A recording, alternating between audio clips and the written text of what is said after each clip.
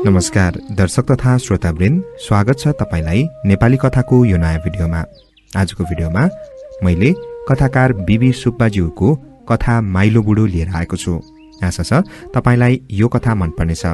भिडियोलाई अन्त्यसम्म हेरिदिनुहोला। कथा माइलो बुढो, कथाकार बिबी सुब्बा।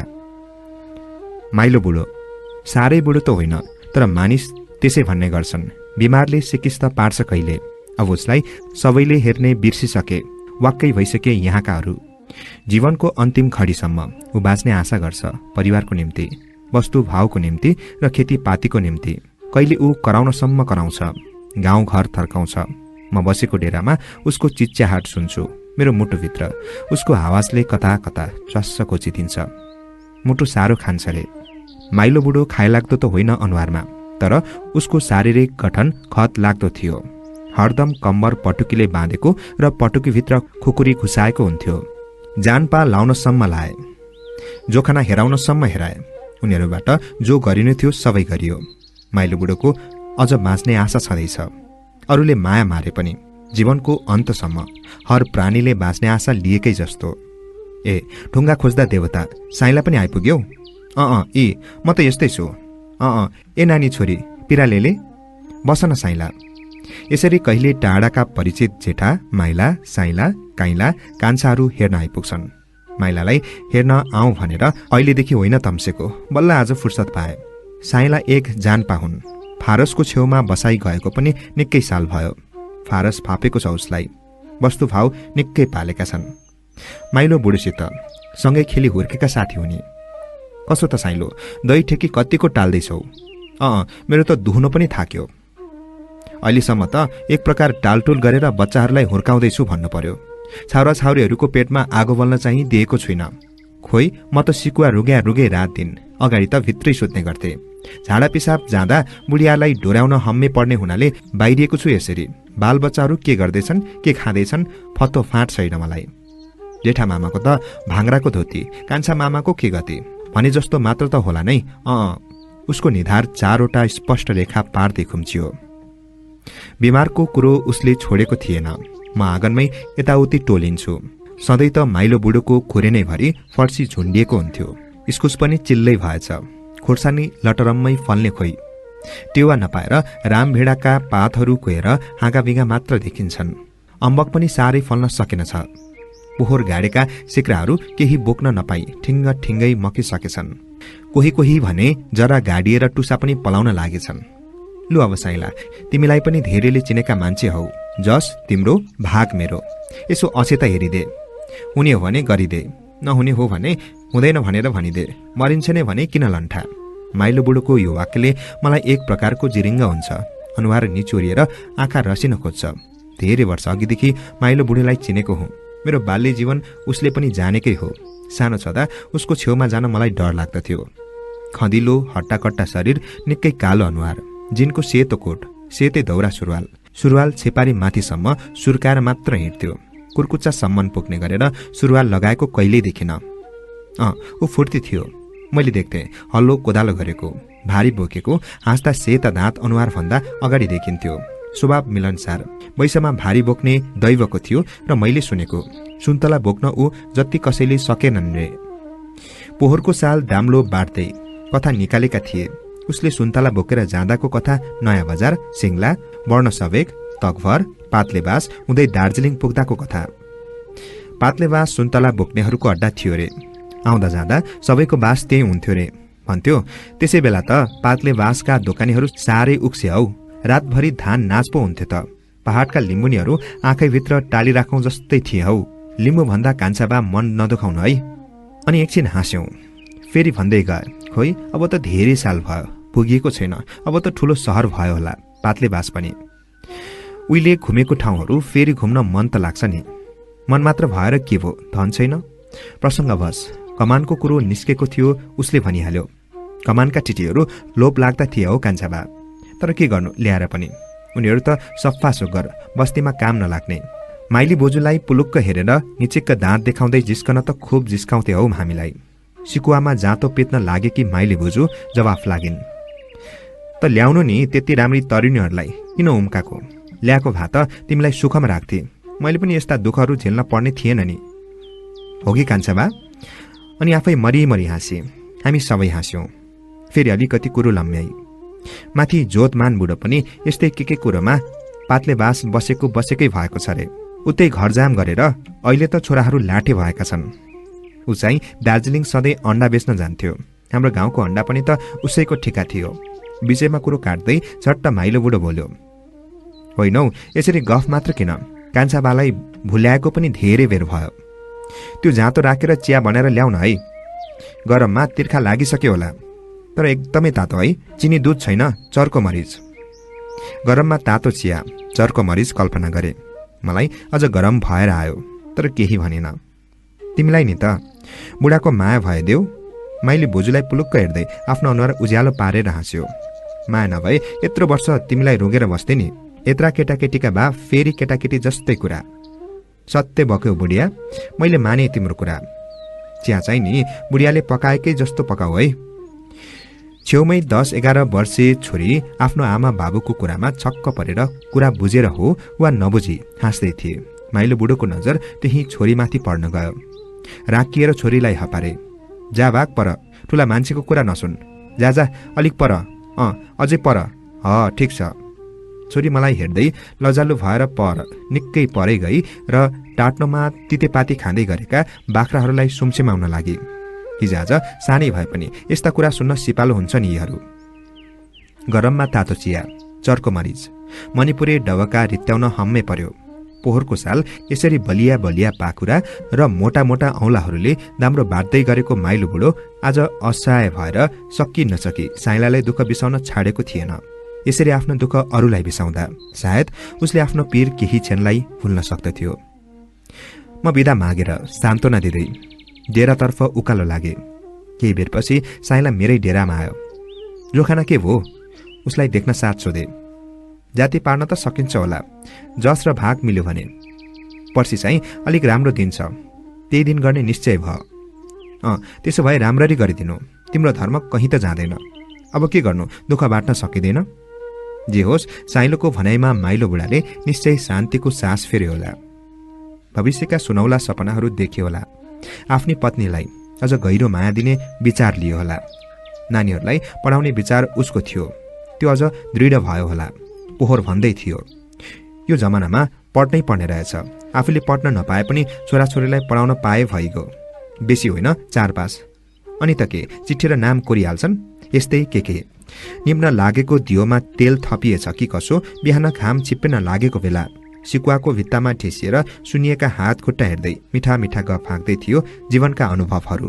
दुवाली फर्काउन गएका र उसले जति कसैले माछा मार्न नसकेको, औँलामा गोठ बस्दा रातभरि राको बाली पाहा समात्न गएको, काम नहुँदा चोयाको काम गरेको, पैसा महँगो र अन्न पानी सस्तो भएका गफहरू।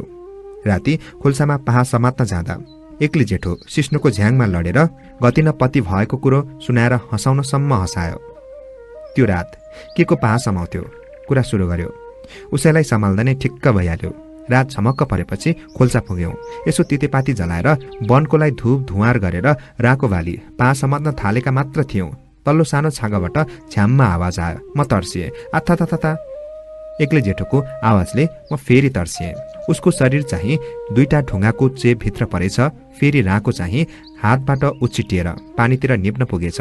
फेरि भन्दै गयो। म चाहिँ छामछाम छुमछुम गर्दै ढुङ्गो उखेल्ने भयो। छ्वाममा मेरो पाखुरो पनि सिस्नमै परिहाल्यो। ढुङ्गो दाँत टोकेर अनि अलिकति सार्न सके। एक्लै जेठाको खुट्टो निस्कियो। लेउ लागेको ढुङ्गामा टेकेछ। सिधै सिस्नुको झ्याङमा झ्वाम्मै। उसको मुखबाट आत्थाताको आवाज बाहेक अरू केही निस्केन। घर जाउँ कि जाउँ पार्यो। राति नै डोर्याएर ल्याइहाल्यौं। गजबले पलाएको सिस्नुमाथि परेछ। टुटे सुरुवाल लाएको मान्छे धिप्रीको टकमा देख्यौं। एक्लै जेठा शिरदेखि पाउसम्मै सुनिएर डम्म भइहालेछ। एक्लै जेठाको भा चाहिँ छोरालाई देखेर ओछ्यानमै मरी हाँस्दै भन्दै थिए, आफै पाहा भएछ, के को पाहा समाउँथ्यो। आमा चाहिँ हतार उठी र छोरालाई सुम्सेमाउन लागि। अचानक माइलो बुढोको अनुहार खुम्चियो। तर त्यसको 2 महिनापछि त के भो 4 दिनको चोटे बिमारीले ऊ पनि अचानक मरिहाल्यो। खोइ म पनि त्यसरी नै मर्छु होला नि। अचानक मरिगए त सन्तोक हुन्थ्यो नै। तर के भन्नु र, जहान बाल बच्चासितको माया जहिले पनि कलिलै लाग्छ र अझै बाँचौँ कि भन्ने जोड मात्र पो, नत्र त। गहिरो सोचमा पुगेछ। उसको गफ टुङ्गिएपछि झसङ्ग भए। त्यसपछि उसलाई सान्त्वना दिँदै डेरातिर उकालो लागे। आज त तीज हो, किन काम गरेको माइली बोजू? मेरो डेरा छेउको ठूलो चुच्ची ढुङ्गामा कराए। हरेस खाएर भने, आ है, हुनेलाई तीजै हो, नहुनेलाई विषय हो। कानो गोरुलाई औँसी न पुर्ने, चाडबाड आउँछ जान्छ त नि। यस बुढोको बिमारले मनाउनै दिए पो। फुस्किन लागेको मजेत्रो कपालमा फेरि टम्म कस्ते भनी, हिजो माइली बोजू सरसापट गरी तीजमा चाहिने सामग्री लिएर बजार गइछ। चिनेर मैदा पाइन रे, गाउँमा घिउ पनि कहीँ पाउन सकिन रे। च्याख्ला र कहाँबाट ल्याएको मैले तीज मनाएछ। गाउँलेहरूले तीज खाने फुडी पाएनन्, घाम ताप्दै सुतिरहे। माइली बोजू खेतको सानो फोक्टा गोड्दै थिए। काममा व्यस्त माइली बोजूलाई बोलाएर बेलुकीको एक छाकलाई पुग्ने चामल र अलिकति चिनी दिई पठाए।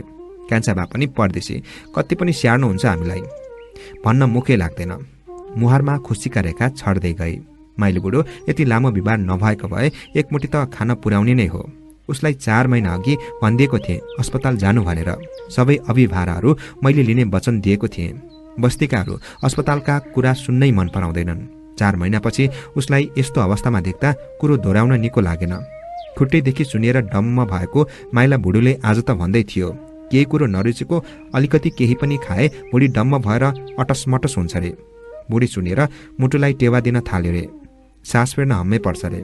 अस्तिसम्म निकै तरुणी देखिने माइली बोजू पनि अब त निकै बुढी जस्तै देखिन थालिछ। बिचरी रात दिनको भोक र निन्द्रा, आँखा धेरै गाडिएछन्। आफ्नै शरीरसम्म सम्हाल्न नसक्ने अवस्थामा पुगिछ। चोलाका तुनाहरू कसिन नपाएर लथालिङ्ग छोडिएका थिए। मैले पनि यो डेरामा धेरै दिन बसेर हुन्न। खेतीपातीको काम पनि सक्यो, घरमा पनि त गएर काम गर्नु छ। हो, घर पुग्नुपर्छ, यो डेरा छोड्नुपर्छ। यहाँलाई यहाँ नै छोडी यहाँको सम्झना सङ्गालो मैले भोलि फर्कनै पर्छ। औलको गरम धेरै खप्न सकिन्न। यो रहेको थियो कथा माइलो बुढो, कथाकार बिबी सुब्बा। लागौं अर्को कथातर्फ। कथाको शीर्षक त्यो उपहार कति बहुमूल्य थियो। कथाकार देवकुमारी थापा।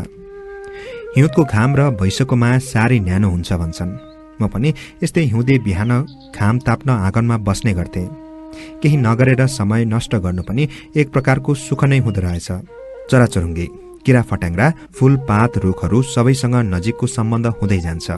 यस्ता सम्बन्धले पनि सुख तृप्ति अनुभव गर्न सकिन्छ। हिउँदमा पहाडको सिरुटो चल्न धेरै चराहरू मधेस झर्छन्। उनीहरूको बथान हाम्रो आँगनको रुखमा आएर बास बस्थ्यो। झ्यामिन थालेपछि रुखबाट चौरमा चढ्दै फुर्र फार्र गर्दै दाना टिप्थे। म तिनीहरूलाई हेरिरहन्छु। कति खुसी छन् यिनीहरू। मान्छेको जस्तो बाधा बन्धन, बाध्यता, कृत्रिमता, ढर्रा ठाँट केही छैन यिनीहरूको। हिउँदमा मधेस झर्छन्, गर्मीमा पहाड फर्किन्छन्। बाँच्ने सजिलो तरिका। म मुग्ध भएर यिनीहरूलाई हेरिरहन्छु, हेरि नै रहन्छु। म पनि चरा भएको भए जीवन कति सरल हुन्थ्यो। मन उडेर कता कता पुग्छ। फालेलुङ, सन्दकपुर, टाइगर हिल, सिन्चेल लेक, कता कता। मेरो दिवा स्वप्न खजमजिन्छ। चौरको नयाँ चराको चिरबिराइले। यो चरा भगेर भन्दा केही ठुलो छ। टाउकोमा मजुरको जस्तो जुरो साह्रै सुहाएको छ। जिउभरि च्याकुराको जस्तो थुप्लै थुप्ला छन्। लामो पुच्छ र धनेशको जस्तो चुच्चोले उसमा अरू चराको भन्दा बेग्लै सौन्दर्य थपेको छ। टेकबहादुरलाई बोलाएर सोध्छु, टेक, यो चराको नाउँ के हो? उसले जवाफ दिन्छ, फाप्रे चरा। के मन आएर हो कुन्नी? ऊ मलाई प्रश्न गर्छ, हजुरलाई राम्रो लाग्यो? मैले भने, हो, असाध्यै राम्रो रहेछ यो चरा। तर नाउँ भने मन परेन। कस्तो नाउँ? फाप्रे। फाप्रे चरा एक्लो थियो। उसको जोडी थिएन। ऊ बथानमा पनि आएन।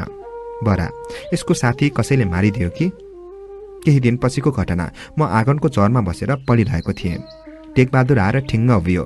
पढ्दा बाधा दिएकोमा म विरक्त थिएँ। पढ्दै पातामा चिनो लाएर उसलाई हेर्दै सोधे, के चाहियो? उसले पनि निकै धक साथ भन्यो, हेर्नुहोस् त हजुर, महादानीले जस्तो गजक्क परेर। उसले मेरो अघि उपहार राखिदियो। फाप्रे चराको सुकाएको टाउको, त्यसको जुरो धनेशको जस्तो चुच्चो, प्वाखमा थोप्ला जस्ताको तस्तै थियो। मलाई रुन मन लाग्यो। हप्काउँ भनेर टेकबहादुरलाई हेरेँ। ऊ मुसु मुसु हाँसिरहेको थियो। उसको कलिलो अनुहार र निर्दोष आँखाहरू स्याबासीको प्रतीक्षा गरी मलाई हेरिरहेको थियो। सायद उसको मनको अहम भन्दो हो, तपाईँ मालिक नि, म नोकर। तैपनि मैले तपाईँलाई यति राम्रो उपहार दिन सकेँ। कसरी हप्काउने त्यो अबोध अनुहारलाई? बरु स्याबासी दिँदै भने, जस्ताको तस्तै रहेछ, कति राम्रो सुकाएछौ। बैठक कोठाको भित्तामा टाँस्न पर्छ। ऊ खुसी भएर हँस भन्दै आफ्नो काममा गयो। मेरो मुड नै बिग्रियो।